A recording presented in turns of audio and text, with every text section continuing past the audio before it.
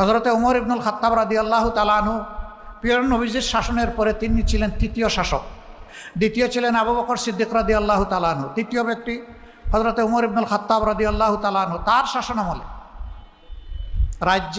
রাজ্যের প্রয়োজন মেটানোর জন্য জাকাত নেওয়া হতো।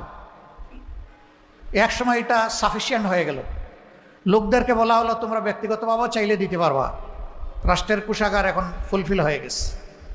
এক ভদ্রলোক তার জাকাতের টাকা নিয়ে বের হয়েছেন, মরুভূমির দেশ, দীর্ঘ মরুভূমি পার দিয়ে ক্লান্ত হয়ে তিনি গাছের ছায়া দুপুরবেলা আশ্রয় নিচ্ছেন, ঘুমায় পড়ছেন। সেখানে তখন কেউ ছিল না। উটটি রশি দিয়ে শক্ত করে গাছের সাথে বেঁধে তিনি ঘুমায় পড়ছেন। মাথার নিচে জাকাতের টাকার পুটলা। ঘুম থেকে উঠে দেখেন তার পাশে আরেকজন ঘুমাচ্ছে।